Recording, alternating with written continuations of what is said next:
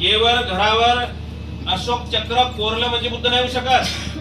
घरावर निळा झेंडा लावला म्हणजे बुद्ध नाही होऊ शकत. घरावर किंवा गाडीवर बाबासाहेबांची सही कोरली म्हणजे बुद्ध नाही होऊ शकत.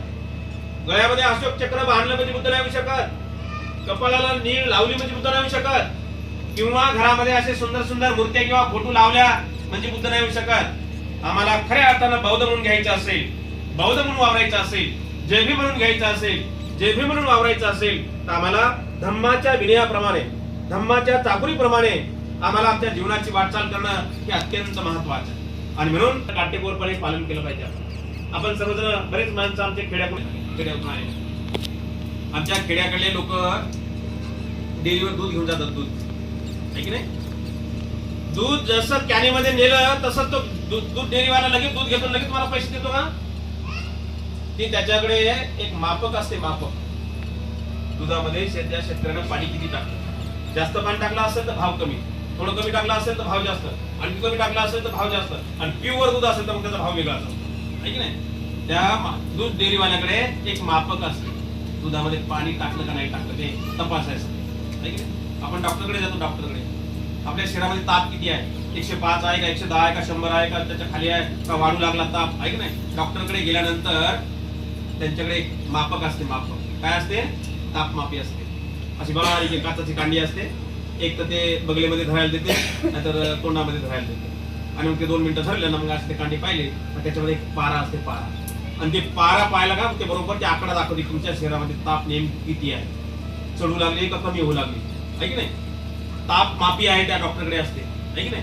जसं आता एक अंतर मोजण्याचं मापक आहे, किलोमीटर. आहे की नाही? तिथून सिंदखेड राजा किती अंतर आहे तिथून सरळ सांगते जाते. तिथून जालना 60 किलोमीटर आहे, लगे मापक आहे ते. आहे की नाही? तिथून वैजापूर 70 किलोमीटर आहे. आहे की नाही? त्याचं मापक आहे अंतर मोजण्याचं. अंतर मोजण्यासाठी किलोमीटर आहे, ताप मोजण्यासाठी तापमापी आहे, दुधामध्ये ते पाणी किती आहे ते त्याची डिग्री असते. आहे की नाही? तसंच बाबासाहेबांचं हे मापक आहे 22 प्रतिज्ञा. ज्या परिवारामध्ये, ज्या घरामध्ये 22 प्रतिज्ञांचं काटेकोरपणे पालन केलं जातं तोच परिवार खरा बुद्धिस्ट आहे, बौद्धर्मीय आहे. ज्या घरामध्ये 22 प्रतिज्ञेचं पालन केल्या जात नाही तो परिवार बुद्धिस्ट होऊ शकत नाही. लक्षामध्ये हे बाबासाहेबांनी मापक कधी दिलेलं आहे? 1956 ला दिलेलं आहे. लक्षामध्ये मग आम्ही बघतो त्यांच्या परिवारामध्ये बाबासाहेबांनी दिलेलं मापक चालते की नाही. आम्ही बरोबर लक्षात येते आम्हाला. या घरातून एखाद्या देवीला कंदोरी जाते का? एखाद्या देवीला कंदोरी गेली रे गेली, हे 22 प्रतिज्ञेच्या विरोधक लोक आहेत, बाबासाहेबांचे दुश्मन लोक आहेत, बाबासाहेबांचे गद्दार लोक आहेत. आम्ही लगेच समजून घेतो. आम्ही त्यांनी किती वंदामी करू द्या, किती जय भीम करू द्या, पण आम्हाला लगेच लक्षात येते की हे बाबासाहेबांच्या 22 प्रतिज्ञेमध्ये बसत नाही. लक्षामध्ये एखाद्या का घरामध्ये उपवास तापास कंदोरी होत असेल, एखाद्या का घरामध्ये 10 दिवस गणपतीचा बारीक छोटूसा गणपती आणून गोडतिऱ्याचा दिवा जाळून लपून चोरून कुठेतरी हरा आणून त्याच्या समोर ठेवून घंटी वाजू आहे की नाही, गोडतिऱ्याचा दिवा जाळू आमच्या परिवारामध्ये आम्ही बौद्ध म्हणणारे माणसं आम्ही बरेच बघितले आम्ही. आहे की नाही? जर असेल तर आम्हाला बौद्ध म्हणण्याचा कुठलाही अधिकार ठेवू शकत नाही. आहे की नाही? असं जर असेल तर आम्ही आधी इधर आणि आधी उधर, काही कामाचे नाही. आहे की नाही? आणि म्हणून बाबासाहेबांचा सच्चा पायी बनायचा असेल, बाबासाहेबांचा सच्चा अनुयायी बनायचा असेल, बौद्ध धर्माचा अनुयायी बनायचा असेल तर आम्हाला धम्माच्या विनयाप्रमाणे, धम्माच्या चाकोरीप्रमाणे 22 प्रतिज्ञेच्या विनयाप्रमाणे आम्ही काटेकोरपणे पालन करणं हे अत्यंत महत्वाचं आहे. तर आम्ही खऱ्या अर्थानं बौद्ध म्हणण्याच्या लायकीचे ठरू शकतो. अन्यथा आपल्याला बौद्ध म्हणण्याचा कुठलाही अधिकार ठरू शकत नाही. बाबासाहेबांनी 14 ऑक्टोबर 1956 ला तुम्हा सर्वांना बौद्ध धर्माची दीक्षा दिली. आज 2026 साल चालू आहे. लक्षामध्ये 1956 ते 2026 पर्यंत आपण साल आकडा गिनती जर लावला तर आपल्याला बौद्ध धर्माची दीक्षा घेऊन किती वर्ष झाले माहित पाहिजे आम्हाला. किती वर्ष झाले तुम्हाला बौद्ध धर्माची दीक्षा घेऊन किती वर्ष झाले हेच माहित नसेल तर मला सांगा बरं, आपल्याला बौद्ध म्हणण्याचा अधिकार आहे का? किती वर्ष झाले माहित नाही, काही घेणं नाही देणं नाही, पुढे पाठ मागे सपाट. आहे की नाही? आपणाला बौद्ध धर्माची दीक्षा घेऊन जवळ जवळ 70 वर्ष पूर्ण होत आहे. 56 ते लावा ना 26 वर्षामध्ये 72 आणि म्हणून या 70 वर्षामध्ये आम्ही काय केलं आणि काय नाही केलं, काय करायला पाहिजे आणि काय नाही करायला पाहिजे, काय घ्यायला पाहिजे आणि काय सोडायला पाहिजे, याचं परीक्षण करणं अत्यंत महत्वाचं आहे. या ठिकाणी खरात परिवाराने या भैयाचा वाढदिवस बौद्ध धर्माच्या विनयाप्रमाणे करण्याचं ठरवलं. आज त्यांना 3 धर्मगुरू लाभलेले आहेत, चिवरधारी लाभलेले आहेत. ते पुण्यकर्म आहे त्या बाळाचं, परिवाराचं. लक्षामध्ये वाढदिवस प्रत्येक समाजामध्ये साजरा करतात. आताचा वाढदिवस आम्ही फार मोठे जंगी आमच्या आर्यजीने सांगितलं तुम्हाला, आहे की नाही? तुम्हाला सांगतो, मागच्या मे महिन्यामध्ये महू मध्ये, आपले महू नाही, मयूरनगर लक्षामध्ये हडकोच्या पुढे एक मयूर नगर आहे, मयूरनगर. त्या मयूरनगर मध्ये आपला बौद्ध परिवार आहे. त्यांनी लग्नाचा 25वा वाढदिवस केला. 25वा कशाचा? लग्नाचा, आहे की नाही? जन्माचा नाही, लग्नाचा 25वा. आणि तो लग्नाचा 25वा वाढदिवस असा केला का ते लग्नाच्या 10 पटीनं भारी. काय असा केला तर त्यावेळेला म्हणे आमच्या लग्न साध्या पद्धतीने लागलं म्हणे, आणि आता पैसा पाणी आला तर मग 10 पटीनं तर जवळजवळ 40,000चे फटाके आणले होते त्यांनी, 60,000चा डीजे लावला होता त्यांनी, 35,000ची ते बग्गी लावली, ती बग्गी घोड्याची, ते नाही का ते रथ बग्गी अलक्षामध्ये, आणि 1.5 लाखाचा हॉल घेतला होता. हॉल 700 लोकांचं त्यांनी जेवण केलं होतं. म्हणजे खर्च किती आला असेल याच्यावर तुम्ही अंदाज लावू शकता. 700 लोकांचं जेवण, 1.5 लाखाचा हॉल अलक्षामध्ये, 40,000चे फटाके, 35,000ची बग्गी अलक्षामध्ये, असा एकंदरीत खर्च जवळपास त्यांनी 3-4-5 लाखाच्या जवळपास केला. आणि त्या कार्यक्रमाला विधी करायला साधे भंतीची सुद्धा नाही, आशीर्वाद द्यायला भंती सुद्धा नाही. मग मला सांगा, एवढा मोठा खर्च करून काय अर्थ आहे त्याचा? त्याच दानातून तुम्ही एखाद्या विहाराला मदत केली असती, त्याच दानातून एखाद्या गरीब लोकांना तुम्ही कपडे दान दिले असते, त्याच लोकांना तुम्ही एखाद्या गरीब लोकांना अन्नदान केलं असतं, त्याच पैशातून तुम्ही एखाद्या ज्याला आई वडील नाही आहेत अशा अनाथ मुलाला तुम्ही दत्तक घेतला असतं आणि त्याच्यासाठी तुम्ही जर खर्च केला असता तर हे तुमचं दान सार्थकी लागलं असतं. एखाद्या भंतीजींना चिवरदान घेतलं असतं त्या निमित्तानं, एखाद्या भंतीजींना तुम्ही त्या निमित्तानं भोजनदान दिलं असतं. 700 लोकांना भोजन देऊन काय अर्थ आहे का? एक भंतीजी तुमचं साधा जेवण करू शकत नाही, मग 700 लोकांना जेवण देऊन काय फायदा आहे का त्याचा? काय पुण्य लाभ आहे का त्याचा? काहीच नाही. आणि म्हणून आपण ह्या बारीक सारीक गोष्टी बारकाईनं आपण समजून घेतल्या पाहिजे. आपण लक्षामध्ये बौद्ध धर्मामध्ये आपण काय केलं आणि काय नाही केलं, काय करायला पाहिजे आणि काय नाही करायला पाहिजे, याचा आम्ही बारकाईने लक्षामध्ये घेणं अत्यंत महत्वाचं आहे. प्रिय सज्जनांनो, वाढदिवस हा प्रत्येक समाजामध्ये साजरा केला जातो. असा एकही समाज नाही की तो वाढदिवस साजरा केला जातो. वाढदिवसाच्या निमित्तानं आमच्या लोकांच्या पार्ट्या सुरू होतात, पार्ट्या, आहे की नाही? आमच्या वाढदिवसाच्या निमित्तानं आमच्या लोकांच्या संध्याकाळचे 6 वाजले का धाबे शोधतात. धाबे, या कोण्या धाब्यावर पार्टी द्यायची म्हणतात, आहे की नाही? आणि वाढदिवसाच्या निमित्तानं पार्टी कुठे चालते? धाब्यावर. आणि ती पार्टी कशाची असते? दारूची, आहे की नाही? म्हणजे वाढदिवसाच्या निमित्तानं आम्ही दारू प्यायची, दारू पाजायची लोकांना. वाढदिवसाच्या निमित्तानं आम्ही डीजे लावायचं आणि डीजेवर नाचायचं, बेधुंद होऊन नाचायचं, आहे की नाही? बाबासाहेबांना आपल्याला सांगितलं होतं की बाबा रे तुम्ही वाचाल तर जीवनामध्ये वाचाल. लक्षामध्ये शिक्षण हे वाघिणीचं दूध आहे. शिक्षण महत्वाचं आहे. वाचन केलं पाहिजे आपण, मनन चिंतन केलं पाहिजे आपण. लक्षामध्ये हे महत्वाचं आहे. बाबासाहेबांनी सांगितलं आपल्याला वाचायचं. आम्ही वाचणं बिलकुल बंद केलं, आम्ही फक्त नाचणं सुरू केलेलं आहे. नाचण्याशिवाय आमचा एकही कार्यक्रम होईना झाला. वाढदिवस असेल नाचण्याशिवाय कार्यक्रम होईना, लग्न असेल नाचण्याशिवाय कार्यक्रम होईना, जयंती असेल नाचण्याशिवाय कार्यक्रम होईना. लग्न आमचं पत्रिकेवर 12:30चा टाइम असतो लग्नाचा, आणि ते लग्न लागते किती वाजता? 4:30-5 वाजता, 5:30 वाजता. म्हणजे 11:30चं लग्न लागते किती? 5:30ला. मधले 6 घंटे आम्ही काय करतो? फक्त नाचतो आम्ही. आणि त्याच लग्नाला एखादे का भंतीजी आले रे वाले, एखादा का बौद्धचार्य आला, एखादे का आमच्या आर्याजीचा आले, लगेच 2-4 जण येऊन हळूच कानामध्ये म्हणतात, भंतीजी विधी शास्त्र घेऊन टाका. म्हणजे विधीला आम्हाला भरपूर वेळ द्यायला पाहिजे, तिथं आम्ही वेळ देत नाही. जिथं शॉर्टकट करायला पाहिजे तिथं आम्ही 4 तास द्यायला तयार आहे आम्ही, पण विधीला आम्ही अर्धा तास द्यायला तयार नाही. आणि म्हणून प्रिय सज्जनांनो, या आपल्या बारीक सारीक गोष्टी बऱ्याच काही त्याचे परिणाम आपल्या परिवारामध्ये, त्याचे परिणाम आपल्या समाजामध्ये निर्माण होऊ लागलेले आहेत. आणि म्हणून हे परिणाम आपल्याला नाहीसे करायचे असतील, या परिणामातून आपल्याला मुक्त व्हायचं असेल, या परिणामापासून आपल्याला बाजूला व्हायचं असेल, तर आपण धम्माच्या विनयाप्रमाणे आपल्या जीवनाची वाटचाल करणं हे अत्यंत महत्वाचं आहे. बोलण्यासारखं खूप आहे, परंतु वेळ कमी आहे आपल्याकडे, आणि म्हणून मी तुम्हाला थोडक्यामध्ये वाढदिवसाचं महत्व सांगू लागलो. वाढदिवसाच्या निमित्तानं लोक केक आणतात. केक काही काही ठिकाणी आम्ही बघितले त्या मुलाच्या वजनाच्या बारोबार केक आणतात. लक्षामध्ये बौद्ध धर्मामध्ये केक आणायचा नसतो, ही गोष्ट आपण लक्षामध्ये घ्यायची आहे. लक्षामध्ये बरं, आणला मुलांना गोड पदार्थ खाण्यासाठी वाटण्यासाठी आणला तर तुम्ही आणा, परंतु तो केक तुम्ही चाकूनी कापायचा नाही, ही गोष्ट आपण लक्षामध्ये घ्यायची आहे. बौद्ध धर्मामध्ये भगवंतानी जगाला शांतीचा, करुणेचा, दयेचा, मायेचा, ममतेचा संदेश दिला आहे. भगवंताच्या मूर्तीमध्ये बघा, फोटोमध्ये बघा, भगवंताच्या हातामध्ये त्रिशूळ नाही, भाला नाही, कट्यार नाही, सुरी नाही, गद्दा नाही, कुठलं चक्र नाही.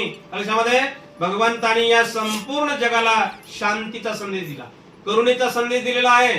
तुम्ही थायलंडमध्ये बघा, जपानमध्ये बघा, मलेशियामध्ये बघा, तिबेटमध्ये बघा, भारतामध्ये बघा, कुठल्याही देशामध्ये भगवंताच्या मूर्तीमध्ये आपल्याला शस्त्र दिसत नाही. भगवंतानी शस्त्र बिलकुल अजिबात शस्त्राला थारा दिला नाही बौद्ध धर्मामध्ये. लक्षामध्ये या जगाला जिंकलं भगवंतानी फक्त शांतीच्या बलावर, करुणेच्या बलावर, आहे की नाही. आणि म्हणून आपण ही गोष्ट आपण लक्षामध्ये घेणं अत्यंत महत्वाचं आहे. आम्ही काय करतो, ज्या भगवंतानी शांतीचा संदेश दिला, करुणेचा संदेश दिला, आहे की नाही, त्याच भगवंताच्या मूर्तीसमोर, त्याच धम्माचे अनुयायी म्हणणारे माणसं आम्ही, त्याच धम्माचे पाईक म्हणणारे माणसं आम्ही, त्याच बुद्ध बाबासाहेबांचा उदो करणारे माणसं आम्ही, त्याच बाबासाहेबांची जयंती साजरी करणारे माणसं आम्ही, त्या वाढदिवसाच्या निमित्तानं भला मोठा केक आणतो आम्ही, आणि त्यांच्या समोर आम्ही त्या लहान मुलाला पहिला वाढदिवस असेल तर 1 नंबरची मेणबत्ती लावतात, 5वा वाढदिवस असेल तर 5 नंबरची मेणबत्ती लावतात, 10वा वाढदिवस असेल तर 10 नंबरची मेणबत्ती लावतात, आणि त्याच्या आजूबाजूला अशा रंगीबेरंगी अनेक प्रकारच्या मेणबत्त्या लावतात. आणि लोक काय करतात, त्या मेणबत्त्या विझवतात, फूक मारतात, आणि मोठ्याने म्हणतात हॅपी बर्थडे टू यू, जे काही त्या मुलाचं नाव असेल ते, आहे की नाही. मेणबत्त्या बौद्ध धर्मामध्ये विझवायच्या नसतात, ही गोष्ट आपण लक्षामध्ये घ्यायची आहे. मेणबत्त्या विझवणं म्हणजे काय करणं माहितीये का, त्या ठिकाणी अंधार करणं, अंधार. या ठिकाणी हे लाईट लावले, 2-2, 3-3 लाईट लावले, का लावले, या घरामध्ये अंधार झाला, आणि तो अंधार नाहीसा करण्यासाठी हे फोकस लावले, आणि फोकस लावल्यामुळं तो अंधार नाहीसा झाला, आणि सर्व वातावरण प्रकाशमय बनलेलं आहे. लक्षामध्ये. आणि आम्ही वाढदिवसाच्या निमित्तानं काय करतो, त्या मेणबत्त्या विझवतो, आणि त्या ठिकाणी आम्ही अंधार करतो. अंधार करणं हे बौद्ध धर्मामध्ये नाहीये. लक्षामध्ये. म्हणून मेणबत्त्या विझवायच्या नाही, ही गोष्ट आपण लक्षामध्ये घ्यायची आहे. तो केक आणला, गोड पदार्थ मुलांना वाटण्यासाठी आणला असेल तर तो केक आपण आणला, काय हरकत नाही, परंतु तो केक आपण चाकूनी कापायचा नाही. लहान मुलगा असतो, आपण त्याला चाकू पकडता बी येत नाही, त्याला असं धरा म्हणतो, असं पकडा म्हणतो, असं मार म्हणतो, बाळा असं पकडणं, असं मार, आहे की नाही. डायरेक्ट नाही, इनडायरेक्ट का होईना आपण शस्त्र चालवण्याचं प्रशिक्षण दिल्यासारखं होतं. आणि म्हणून आपण बौद्ध धर्मामध्ये चाकूनी केक कापायचा नाही, एक तर चमच्यानं तोडायचा, नाही तर मग ते आता त्याच्यासोबत एक प्लास्टिकची काडी येते, त्यानं ते केक कापायचा, परंतु चाकूनी केक कापायचा नाही, ही गोष्ट आपल्या लक्षामध्ये घ्यायची आहे. त्याच्यानंतर लॉकडाऊनच्या अगोदर पुण्यनगरीची बातमी आजही माझ्याकडे जपून ठेवलेली आहे. पुण्यनगरीला बातमी लागली होती बघा. शास्त्रज्ञांनी काय केलं की असं संशोधन केलं. शास्त्रज्ञांनी असा एक भला मोठा केक आणला, आणि त्या केकच्या आजूबाजूला असे 5-25 लोकांना असं जमा केलं, एकत्र केलं, टेबलवर ठेवला केक, आणि त्या 5-25 लोकांना त्या केकवरती अशी फूक मारायला लावली. फूक मारायला लावली. फूक मारल्यामुळे काय झालं की माझ्या तोंडातून, माझ्या मुखाद्वारे, माझ्या हवेद्वारे माझे जंतू वेगळेच, यांच्या मुखातून, यांच्या हवेद्वारे जंतू त्या केकवर वेगळे जमा झाले, यांच्यातून वेगळे जमा झाले. लक्षामध्ये असे जमा झाले, आणि मग ते केक उचलला आणि प्रयोगशाळेमध्ये नेला, आणि प्रयोगशाळेमध्ये मग ते दुर्बीणमध्ये नेऊन ते पूर्ण बारीक तपासलं, तर असं लक्षात आलं की अनेक लोकांच्या मुखातून ते तोंडाद्वारे जंतू जे आहे ना, जंतू त्या केकवर असे थरच्या थर जमा झाला, आणि ते संशोधन केलं त्याचं. लक्षामध्ये असे अनेक प्रकारचे जंतू त्याच्यावर, जे की जंतू डोळ्याने दिसत नाही, आहे की नाही. कोरोनाचा जंतू दिसत होता का, पण माणसाला मारत होता की नाही, आहे की नाही. टीबी, कॅन्सरचा जंतू दिसतो का, पण तो माणसाला मारतो की नाही. असे अनेक प्रकारच्या लोकांच्या मुखाद्वारे त्या केकवर जमा झालेले जंतू संशोधन केल्यानंतर असं लक्षात आलं की त्या केकवरती असे बरेच साचलेले आहेत, आणि आम्ही असा फूक मारून, की मेणबत्त्या विझून फूक मारून आम्ही लोक बोट चाकू लगे केक खातो आम्ही, आहे की नाही. आणि म्हणून ही गोष्ट आपण लक्षामध्ये घ्यायची आहे. बौद्ध धर्मामध्ये मेणबत्त्या विझवायच्या नाही, चाकूनी केक कापायचा नाही, एक तर केकच आणायचा नाही. लक्षामध्ये केक पण आपण बौद्ध धर्मामध्ये आणायचा नाही, ही गोष्ट लक्षामध्ये घ्यायची आहे. पण मुलांना एक गोड पदार्थ वाटण्यासाठी म्हणून आणला तर काही हरकत नाही, परंतु तो आणल्यानंतर आपण चाकूनी कापायचा नाही, ही गोष्ट आपण लक्षामध्ये घ्यायची आहे. या ठिकाणी आमच्या या छोट्याशा बालकाचा वाढदिवस आम्ही बौद्ध धर्माप्रमाणे, खरं तर ते फार मोठं पुण्यकर्म आहे त्या भैयाचं, की बालवयामध्ये ते बुद्धगयाला जाऊन आला. 20 दिवस सर्व तीर्थाला, बौद्ध धर्माचे धार्मिक ठिकाण आहे त्यांना भेट देऊन आलं. लोकांचं मरेपर्यंत म्हातार वय जाते, परंतु माणसाचं बुद्धगया होत नाही, आहे की नाही? पूर्ण आयुष्य जाते, बुद्धगया होत नाही. पण अगदी कमी वयामध्ये याची बुद्धगया झालेली आहे. हे पुण्यकर्म लागते, हे पुण्यकर्म आहे. कुणाला ती संधी नाही होत. लक्षामध्ये ही फक्त मानवी जीवनामध्ये आहे कुशलकर्म, सत्कर्म, पुण्यकर्म करण्याची. आणि म्हणून आपल्या जीवनामध्ये अशा प्रकारचं कुशलकर्म करत राहावं. वाढदिवस या ठिकाणी अशा पद्धतीने साजरा करायचा असतो, ही गोष्ट आपण लक्षामध्ये घ्यायची आहे. तर या ठिकाणी मी सर्वांना सूचना करतो की आपण सर्वांनी बसल्या बसल्या फुलं वाटून घ्या. या ठिकाणी आपल्या भैयाचा वाढदिवस आपण साजरा करत आहोत.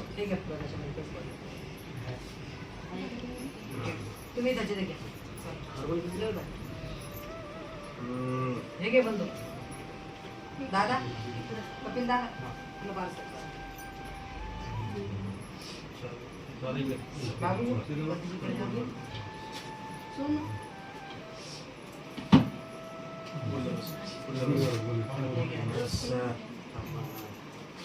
तर प्रिय सज्जनांनो, या भैयाचा आज वाढदिवस आहे. वाढदिवसाच्या निमित्तानं 3 धर्मगुरू त्यांना मिळालेले आहेत. बौद्ध धर्माप्रमाणे वाढदिवस या ठिकाणी साजरा होत आहे. उद्यापासून या बालकाच्या जीवनामध्ये नवीन वर्ष लागत आहे.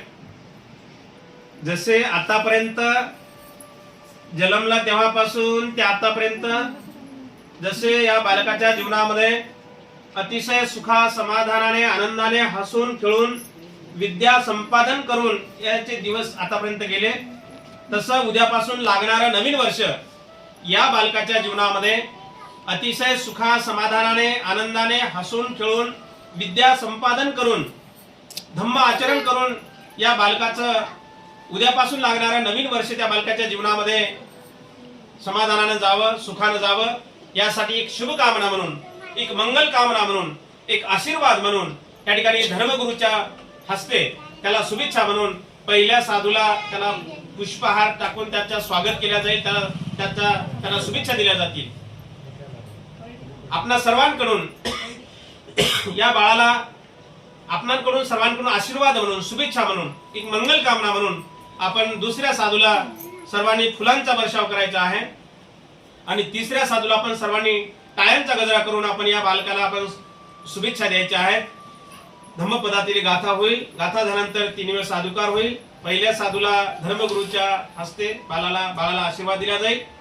दुसऱ्या साधूला आपणा सर्वांकडून एक शुभेच्छा म्हणून, आशीर्वाद म्हणून फुलांचा वर्षाव करायचा आहे.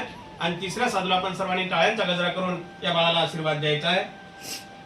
सब पाप सकरणं कुशल उपसंपदा सचेत परियोदपणं एतं बुद्धानुशासनं साधु साधु साधु.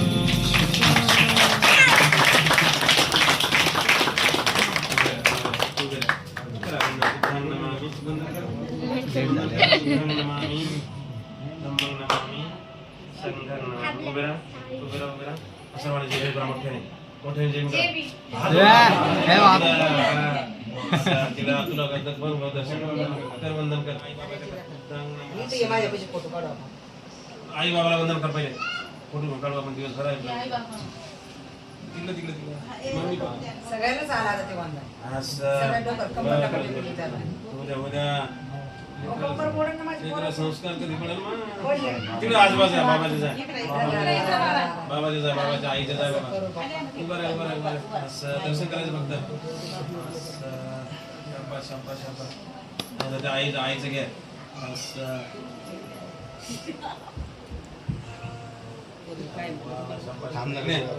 चल इकडे त्या अंकल आंटीच्या बाहेर चला इकडे. मग त्याला कळायला पाहिजे ना. असं नवरदेव होईल त्या होईल आता सध्या. आई बाबा. चालेल. बरं, बरं. असं. पोळ्याची घे भाऊ.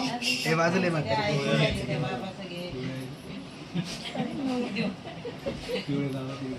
असं. ठीक आहे. असो अशा पद्धतीने या ठिकाणी हा कार्यक्रम संपला. या ठिकाणी वाढदिवसाच्या निमित्तानं खरात परिवाराकडून या ठिकाणी भिक्खू संघाला या ठिकाणी जे काही अष्टपरिष्कार वगैरे आणलेला आहे ते दान होईल, फळदान होईल आणि मग त्यानंतर हा कार्यक्रम या ठिकाणी संपेल. चला बाळा, चला बसा, इकडून बसा. ही ताटे घ्या. चला ही ताटे घ्या, ही ताट घ्या. ताट उचल, आम्हाला एक ताट घ्या. पोळी कुठून नंतर काढणार? काढ नको. आम्हाला काढू द्या. कुठून नंतर काढा. हात जोडून चला घ्या. सगळ्यांना. नमो बुद्धाय मग. हा इथं बघ येतात. हे ताटे घ्या. ताटे घ्या, ताटे घ्या. ओके चालेल. आणि फळाचं ताट घ्या. बसा. त्या आईला हात द्या. बसा मुलगा भाऊ. दोघं बोलले तर मग आपले घ्या. हा, आहे का? चला बघा. ताट धरायचं असं. हा. पाच रुपये ठेवा, 5 रुपये. काही सुट्टी कमी देऊ.